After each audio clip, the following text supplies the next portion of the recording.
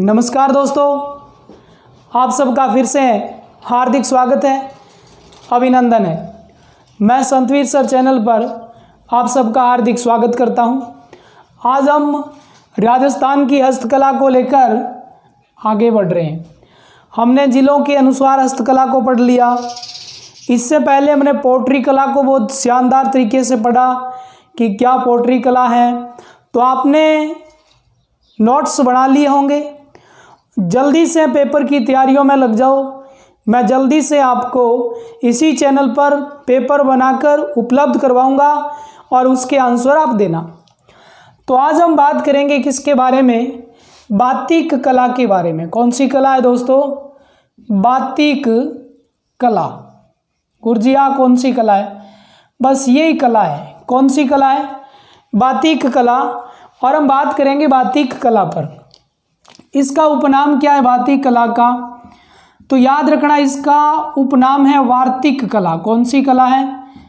वार्तिक कला ही उपनाम किसका है? बातिक कला का है। अब इस बातिक कला का जो केंद्र है प्रमुख, वो केंद्र कौन सा है? तो याद रखना, खंडेला केंद्र है। और खंडेला कहाँ पड़ता है? सिक्कर के अंदर।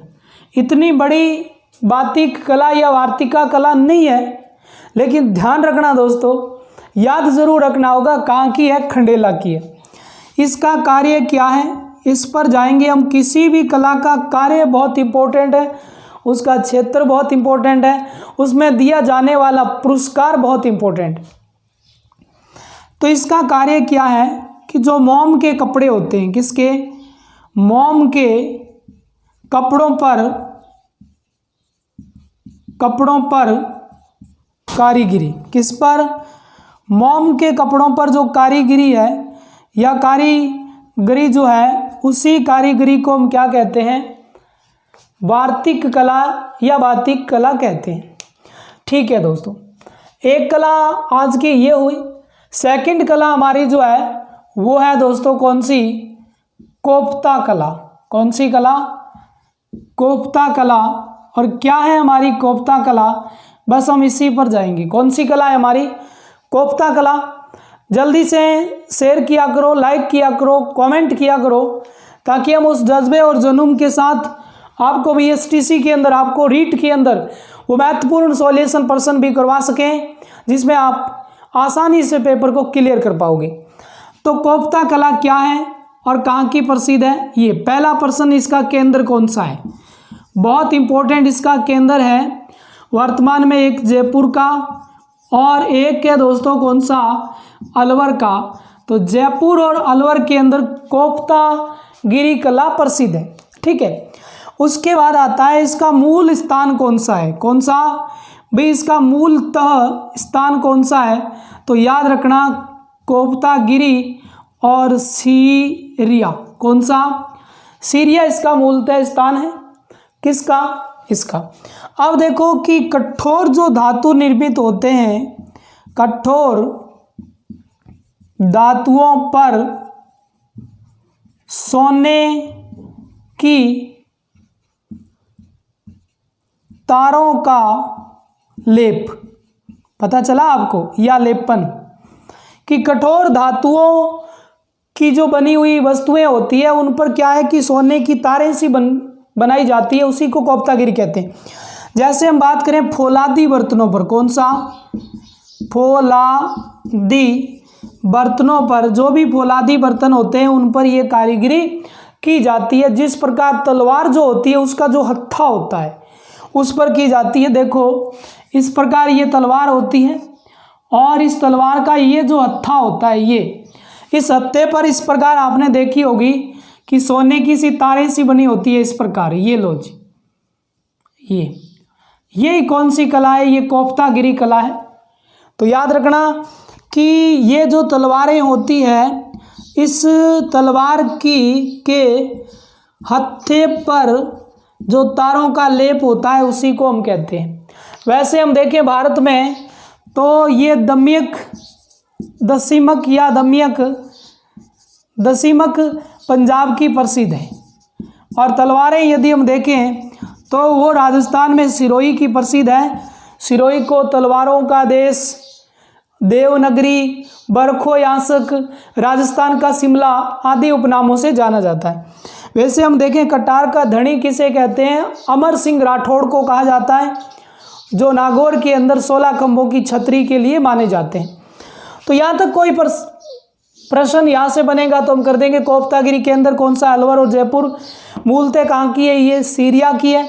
कठोर धातु पर सोने का तारों का जो लेप होता है उसी को हम कहते हैं। फौलादी बर्तनों पर और इसके अलावा जैसे तलवार इसके हत्थे पर सोने की जो कारीगरी या तारें सी बनी होती है उसी को हम क्या कहते हैं? कोफ्तागिरी कला कहते हैं। आइए दोस्तों अगली हम को पढ़ते हैं। तीसरी कला कौन सी है? तो याद रखना कि बरक का कार्य। कौन सा? बरक का कार्य हमने पढ़ा था कि ये भी जयपुर का प्रसिद्ध है। कौन का? जयपुर का प्रसिद्ध है बरक का कार्य। अब बरक का कार्य क्या होता है? पहली बात याद रखना, जो बरक का कार्य करता है ना वो कहलाता है पनिंगर। क्या कहलाता है? अति इंपॉर्टेंट है। प्रश्न आएगा कि पनिंगर किसका कार्य करता है? उसमें पहला ऑप्शन आ गया वार्तिक कला, दूसरा कोफ्तागिरी, फिर बरक कला, फिर वर्क कला आ जाए तो आप करोगे कि बरक का कार्य जयपुर का प्रसिद्ध है, इसको करने वाले पनिंगर कहलाते हैं।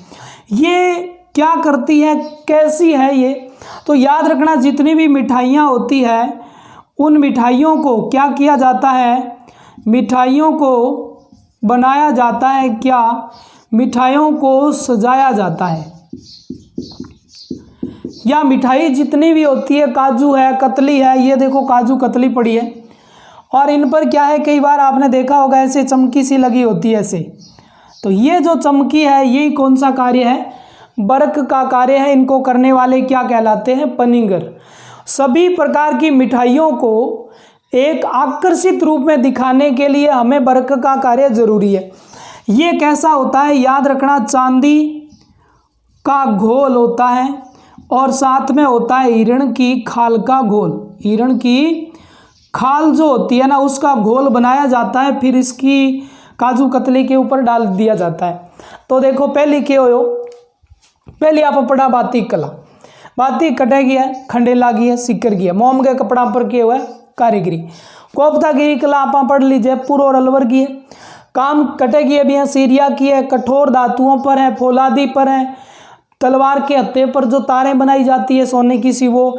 बरक का कार्य जयपुर का है, करने वाला पनिंगर कहलाता है। जितनी भी मिठाइयाँ होती है काजू कतली उनको आकर्षित दिखाने के लिए पनिंगर ये काम करता है।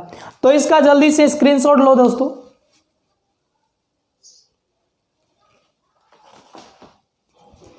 ले लिया होगा दोस्तों आपने इसका स्क्रीनशॉट। आगे हम जाते हैं और अगला हम जो अति इंपॉर्टेंट है वो हम पढ़ते हैं जुत्ती और मोजड़ी में क्या अंतर है।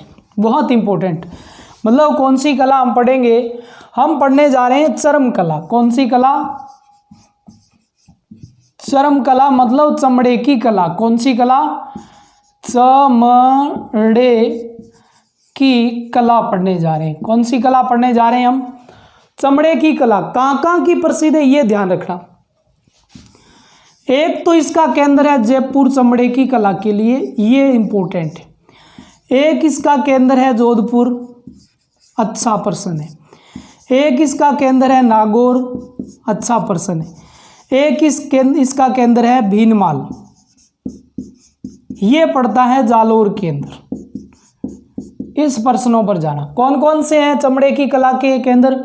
जयपुर है, जोधपुर है और नागौर है और भीनमाल है। अब देखो चमड़े की कला में हम दो चीज़ की वस्तुएं पढ़ते हैं। एक तो हम पढ़ते हैं जुत्ती और एक हम पढ़ते हैं दोस्तों मोजड़ी।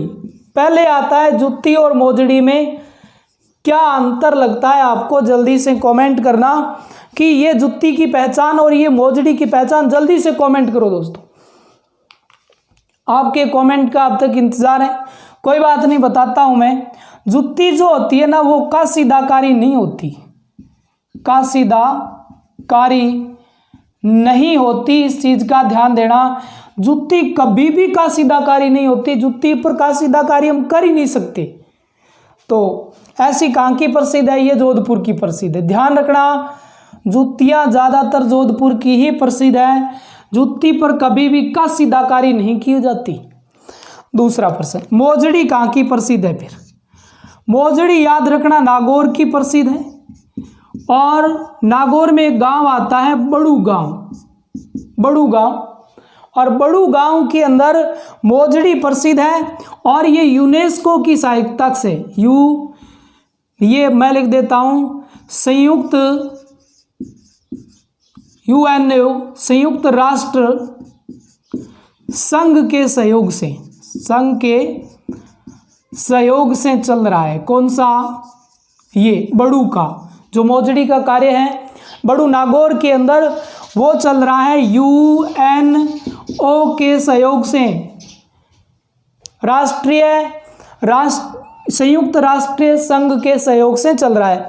अब ये मोजड़ी होती कैसी है? याद रखना, ये होती है काशीदाकारी युक्त होती है, और ये होती है काशीदाकारी मुक्त।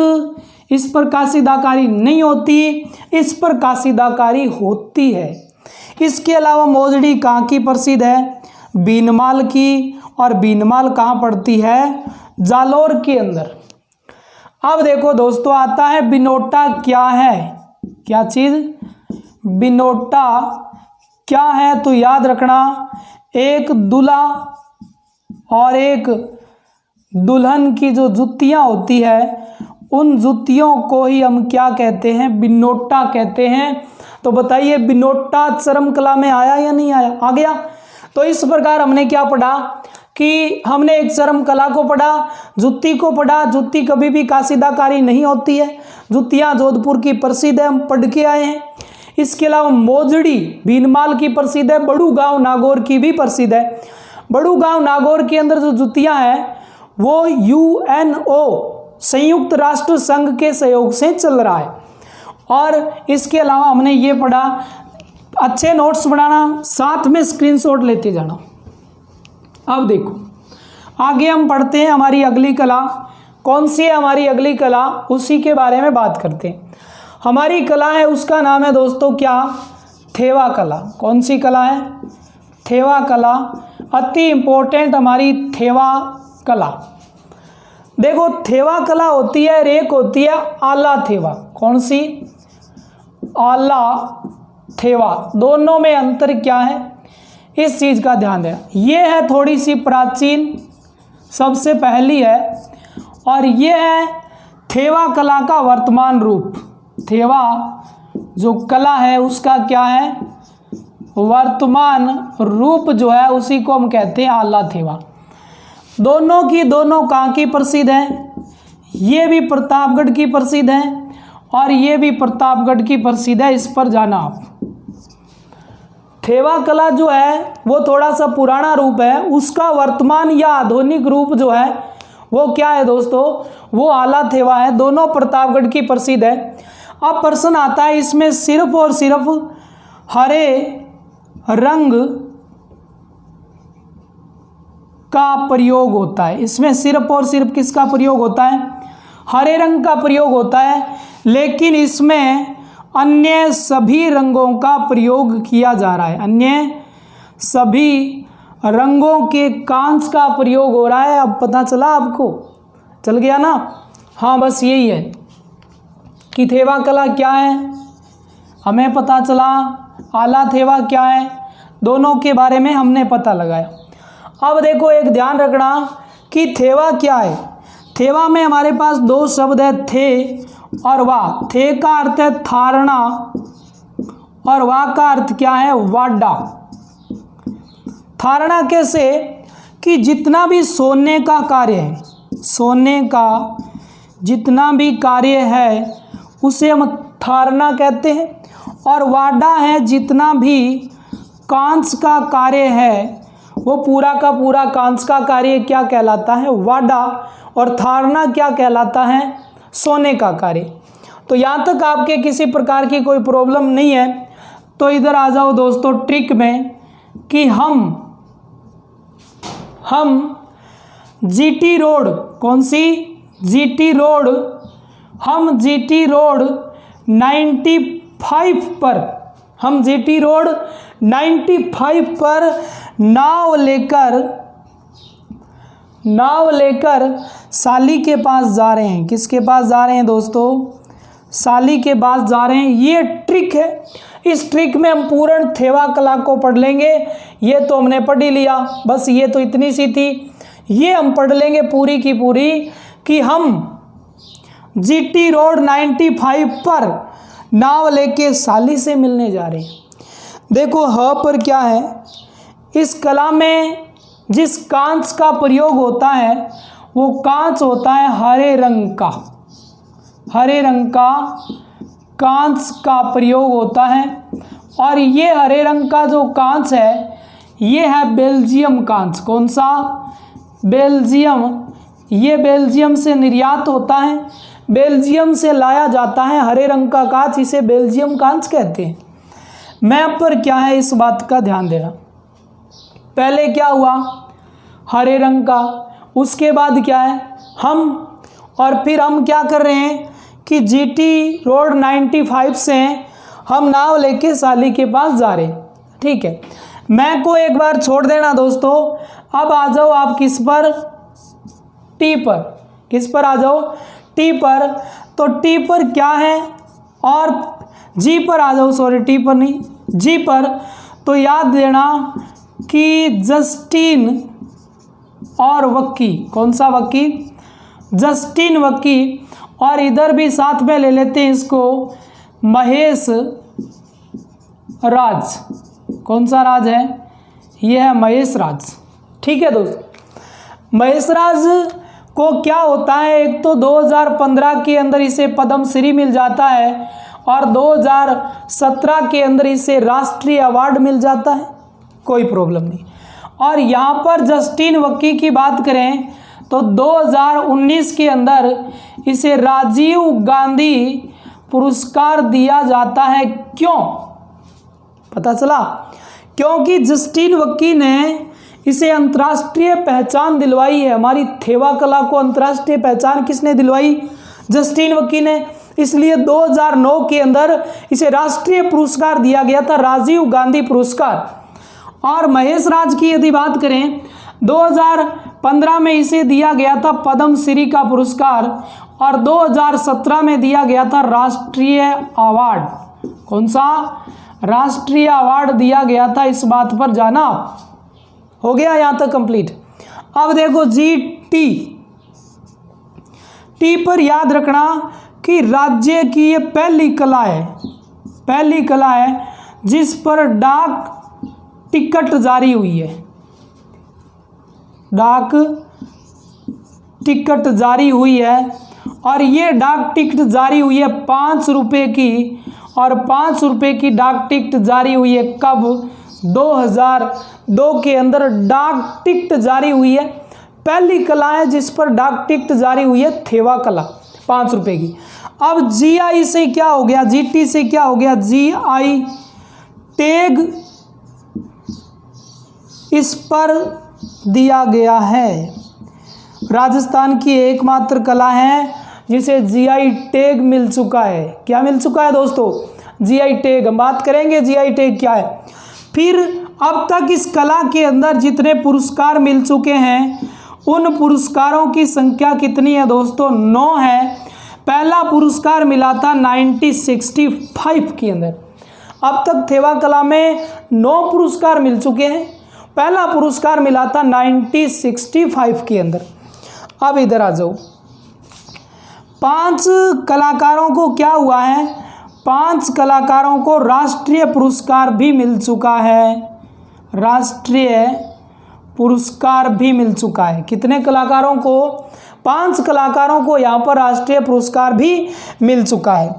अब देखो नाप पर क्या है? नाप पर है इस कला के प्रवर्तक, और इस कला के प्रवर्तक जो है उसका नाम क्या है? नाथूलाल सोनी। नाथूलाल सोनी जो है वो इस कला का पहला आदमी है। इसे कहते हैं इस कला का संस्थापक या इस कला का प्रवर्तक। अब आ गया वह, अब कौन सा आ गया? वह को छोड़ देना और वी को ले आना। वी पर है विजय राज और ये है सोनी। 2013 की बात है कि 2013 में विजयराज सोनी सादड़ी का है, सादड़ी प्रतापगढ़ में पड़ती है और ये एक दिव्यांग है और इसे भी राष्ट्रीय पुरस्कार दिया गया है। राष्ट्रीय पुरस्कार मिल चुका है किसको? विजयराज सोनी को। 2013 के अंदर इसने शाही चित्र बनाया था। और साहब पर क्या है? सामंत सिंह। और सामंत सिंह कौन है जी? इसके काल में ये कला आई थी, थेवा कला का काल। थेवा कला जिस बंदे के काल में आई थी वो था सामंत सिंह। और सामंत सिंह ने क्या काम किया था कि जो नाथूलाल सोनी था, उस नाथूलाल सोनी को राज सोनी की उपाधि दी थी। नाथूलाल सोनी को राज सोनी की उपाधि किसने दी है? सामंत सिंह ने दी है। नाथूलाल सोनी संस्थापक है किसका? थेवा कला का। और किसके काल में प्रतापगढ़ में आई थी? सामंत सिंह के काल में ये शैली। लीप फोर क्या है? लीप फोर है लिम्बा बुक। लिम्बा बुक और लिम्बा बुक वर्ल्ड में शामिल की गई है 2015 के अंदर। लिम्बा बुक वर्ल्ड के अंदर 2015 में थेवा कला को शामिल कर लिया गया है।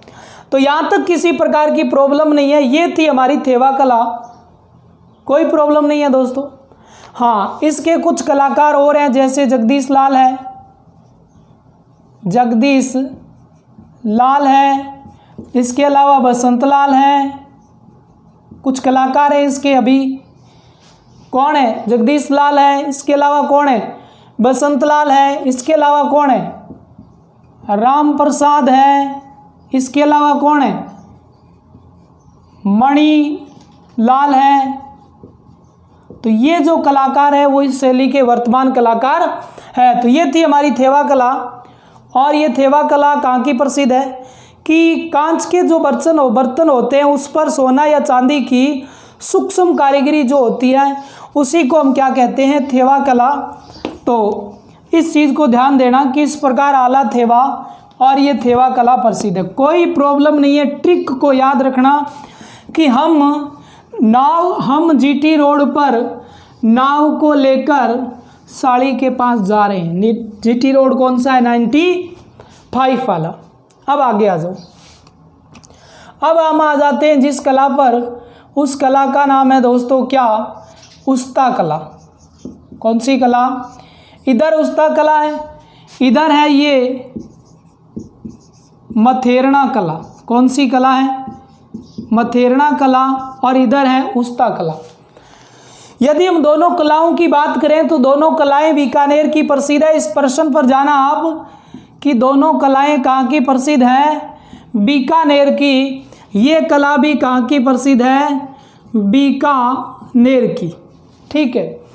इसके सर्वाधिक कलाकारों की यदि बात करें तो सर्वाधिक कलाकार कौन है? उस्ता। इसका ध्यान देना, मुस्लिम कलाकार है सर्वाधिक।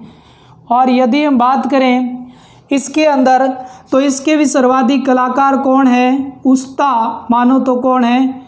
मुस्लिम है। ठीक है दोस्तों, पता चला आपको? हाँ।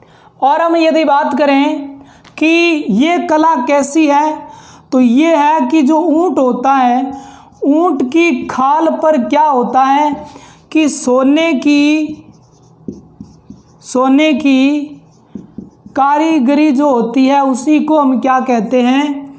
उस्ता कला कहते हैं। उस्ता आपने देखा होगा कई बार क्या है कि लड़के क्या करते हैं, इधर इन्हें डायग्राम बनवा लिए और 2-4 डायग्राम इन्हें बनवा लिए, तो बा उस्ता कला है। ऊंट पर विभिन्न प्रकार की उस्ता कला हुआ है। अब इन्हें आ जाओ। आ के आ याद रख क्या? एक तो धार्मिक और एक पौराणिक। धार्मिक पौराणिक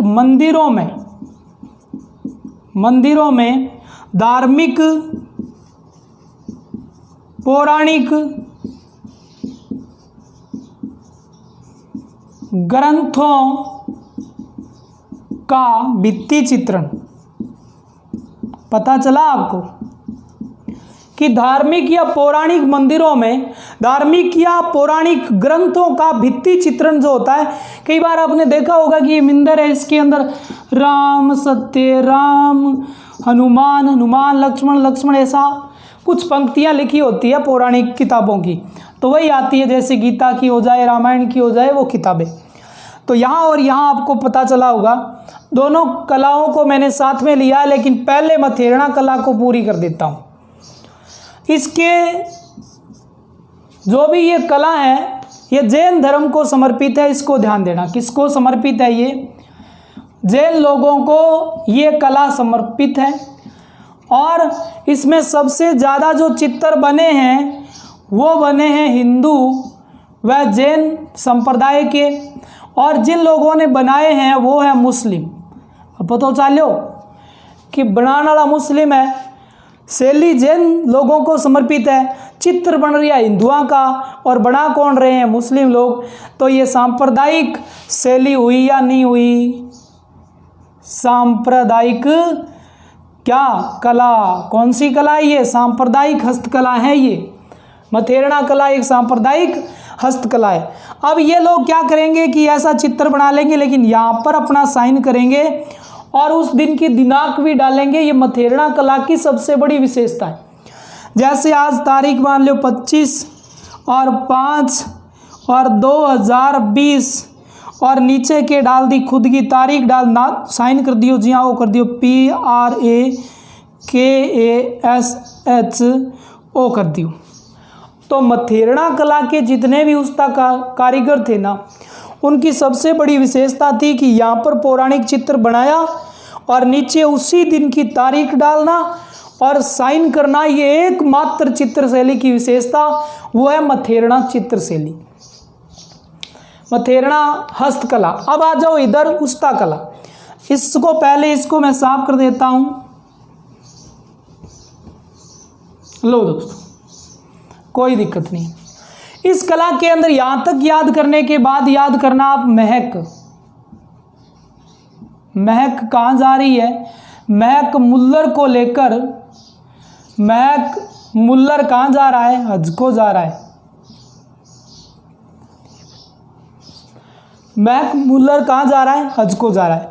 मैपुर क्या है? मोहम्मद और उस्ता। ये मोहम्मद उस्ता कौन है? इस बात का ध्यान देना। ये उस्ता परिवार का मुखिया है। जो उस्ता परिवार है ना, उस उस्ता परिवार का जो मुखिया है, उस मुखिया का नाम क्या है? ये भी लाहौर में, कि लाहौर में उस्ता परिवार का मुखिया है मोहम्मद उस्ता। ये मोहम्मद उस्ता कहाँ पर आ जाता है? बीकानेर में। कौन सी कला को लेकर? उस्ता कला को। उस समय बीकानेर में कौन सा शासक था? अनूप सिंह जी था। अनूप सिंह के शासनकाल को बीकानेर का स्वर्णिम युग इसलिए कहते हैं। देखो, पता चला आपको? तो आ गयो मोहम्मद शाह, उस्ता परिवार को मुखिया हो लाहौर ले गए, कटा गयो बीकानेर अनूप सिंह कन। अब आज जो हैपर, हैपर क्या है? हैपर है हिसामुद्दीन। कौन है? हिसामुद्दीन उस्ता। वो कौन है? वो इनको सब बेस्ट कारीगर है, सबसे अच्छा कारीगर यही है। और इसे सन 1986 के अंदर क्या होता है कि इसे मिल जाता है पद्म श्री का अवार्ड। पद्म श्री पुरस्कार इसे कब मिला गया था? 1986 के अंदर। और इसकी मृत्यु हो जाती है 1988 के अंदर। इसकी क्या हो जाती है? मृत्यु हो जाती है। किसकी? हिसामुद्दीन की, उस्ता की। हिसामुद्दीन उस्ता किस कला में निपुण था? वो थी ऊंट की खाल पर सोने की कारीगरी, उस्ता कला। और इसे यहाँ पर यह पुरस्कार मिला था। हरियाणा सरकार ने भी इसे पुरस्कार दिया था, और हरियाणा सरकार ने पुरस्कार दिया था लोक मुनि का। कौन सा मुनि? लोक मुनि का पुरस्कार हरियाणा सरकार ने दिया। और पद्मश्री का पुरस्कार 1986 में मिला, और 1988 में इनकी होगी मृत्यु। अब देखो का पर क्या है? कादर बख्श है। ओ किसो बख्श है? ओ कादर बख्श है। कादर बख्श क्या करता है कि इसे पहचान दिलवाता है। किसको? उस्ता कला को पहचान किसने दिलवाई? उस्ता कला को पहचान दिलवाने वाला बंदा कौन है? दिलवाई थी तो वो था कादर बख्श। कादर बख्श का गुरु जर्मनी का था और ये था मुल्लर। मुल्लर कहाँ का था? जर्मनी का था। एम.के. मुल्लर कहते हैं इसको। ये एम.के. मुल्लर जर्मनी का था, कादर बख्श का गुरु था। है पर है हनीफ और जै पर है ज़रीफ, ये इस कला के वर्तमान कलाकार हैं। इस चीज़ पर ध्यान देना। यहाँ तक यदि आपके प्रॉब्लम नहीं है कि महक मुल्लर हज को जा रहा है, हनीफ है, ज़रीफ है, ये वर्तमान कलाकार है, एम.के. मुल्लर जो है वो कादर बख्श का गुरु था और इसामुद्दीन 1986 के अंदर ये काम हुआ और मोहम्मद उस्ता जो है वो लाहौर में उस्ता परिवार का मुखिया है। अब इधर मैं इसको साफ कर देता हूं। अब देखो, एक आती है संस्था, इसके विकास के लिए संस्था बनाई गई, उसका नाम क्या है? उसका नाम है कैमल हेयर, याद रखना इसको, height, camel hair height training, camel hair height training centre. Camel hair height training centre की स्थापना 1975 को होती है। 1975 को ये होती है बीकानेर में।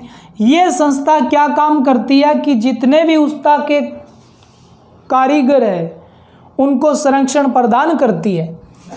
और इसके बाद ध्यान रखना कि ऊंट प्रजनन केंद्र कहाँ पर है?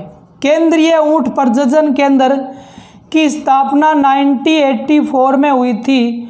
वो हुई थी जोड़बीर के अंदर। जोड़बीर कहाँ पड़ता है? बीकानेर के अंदर।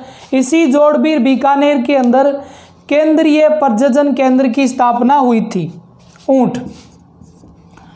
अब ये कासिदाकारी बीकानेर की है तो सबको पता है इसका सर्वाधिक कार्य हुआ है, भाई ऊंट पर होता है तो इसका सर्वाधिक कार्य कौन सी नस्ल पर हुआ है? बीकानेरी नस्ल, क्योंकि बीकानेरी नस्ल जो है राजस्थान में 50% पाई जाती है। राजस्थान में सबसे ज़्यादा बीकानेरी नस्ल पाई जाती है 50% पर, और उस्ता कला जो है सबसे ज़्यादा इसी पर हुई है। इसके अलावा हम देखें तो गौमट नस्ल के ऊँट जो है वो बोझा ढोने के लिए प्रसिद्ध है। नाचना के ऊँट जो है मस्तानी चाल के लिए प्रसिद्ध है। अलग अलग जैसलमेरी ऊँट भी बीएसएफ के नौजवानों के लिए प्रसिद्ध है। तो फड़ौदी के ऊँट हैं वो भी बोझा ढोने के लिए प्रसिद्ध है। तो इसका लो दोस्तों स्क्रीनशॉट। और आज की कला हमारी चल रही है।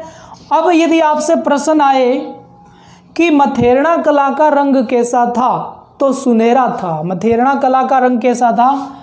प्रश्न बन गया मथेरना कला का रंग था तो क्या करोगे? सुनहरा। कैसा है? मथेरना कला का रंग है दोस्तों सुनहरा। इन बातों पर जाना और इनको अच्छे तरीके से आप पढ़ना। अब देखो सन को नहीं याद हुआ गुरुजी, एक बात ध्यान रखिया, पहले 1984 के हो ऊंट प्रजनन केंद्र, बाद में 1904, बाद में 575 कैमल हेयर हाइट सेंटर की स्थापना हुई। उसके बाद 1986 आ गया, 6 आ गयो के हो पुरस्कार मिलियो भी। बाद में 7 ने छोड़ दिया, 1988 में क्या होगी? मृत्यु। पहली 4, फिर 5, फिर 6, 7 को छोड़ दिया और फिर क्या आ गया? 8। तो इन चीज़ों को आप ध्यान करना, इन्हें याद करना। तो आज की हमारी ये उस्ता कला थी और हमने कौन सी कला पढ़ी? बड़क का कार्य पढ़ा। इसके अलावा हम एक पढ़ते हैं पीला, ध्यान रखना, और एक पढ़ते हैं पीला। एक तो हम पढ़ते हैं पीला और एक हम क्या पढ़ते हैं? पीला पोमचा। पीला और पोमचा में क्या अंतर? देखो दोनों एक ओढ़नियाँ है, ये भी ओढ़नी है, ये भी क्या है, ओढ़नी है, और ये भी क्या है, ओढ़नी है। इस चीज़ का ध्यान देना। ये ज़्यादातर कहाँ की प्रसिद्ध है, जयपुर की, तो ये कहाँ की प्रसिद्ध है, शेखावाटी की। इसका रंग भी पीला होता है, रंग पीला पोमचा होता है, उसका कैसा होता है, पीला। लेकिन जो पीला होता है ना, पीला होता है, वो किस रंग का होता है, वो होता है गुलाबी और केसरिया। गुलाबी और केसरिया पीला होता है। पीला पोमचा पीले रंग का होता है, पीला जो है ना वो गुलाबी और केसरिया रंग का होता है। गुलाबी पीला पहना जाता है पुत्री जन्म पर, और केसरिया पीला पहना जाता है पुत्र जन्म पर। इस चीज़ का ध्यान देना। अब देखो क्या होता है कि संतान प्राप्ति के 21 दिन बाद क्या होता है, जलवा पूजन होता है। जलवा पूजन मैं कह दूं या मैं कह दूं कुआं पूजन, तो एक ही बात है, कोई दिक्कत नहीं है। ठीक है दोस्तों, संतान प्राप्ति के बाद माता जो होती है वो क्या करती है, 21 दिन बाद कुएं पर जाती है, जल का पूजन करती है। तब गांव की जितनी भी महिलाएं होती है उनको पता चलता कि पुत्री जन्म है तो गुलाबी पहन रखा होता है, और पुत्र जन्म है तो उसने केसरिया रंग का पीला पहन रखा होता है। तो हमने एक पीला पढ़ा था, एक पीला पोमचा पढ़ा था, एक हमने पढ़ा था पीला पोतड़ा। ये बच्चों का है। ये शेखावाटी में किन में प्रसिद्ध है, जाट महिलाओं के अंदर ये प्रसिद्ध है। इसका ध्यान देना। किसमें, शेखावाटी प्रदेश के अंदर जाट महिलाओं के अंदर ये प्रसिद्ध है। तो कहीं कोई प्रॉब्लम नहीं है दोस्तों, हमने आसानी से हर चीज़ को और आसान बनाया है। आप लाइक और शेयर कमेंट करना। आज के लिए आपसे इजाज़त चाहता हूँ। तो जय भारत, जय भारत माता की दोस्तों।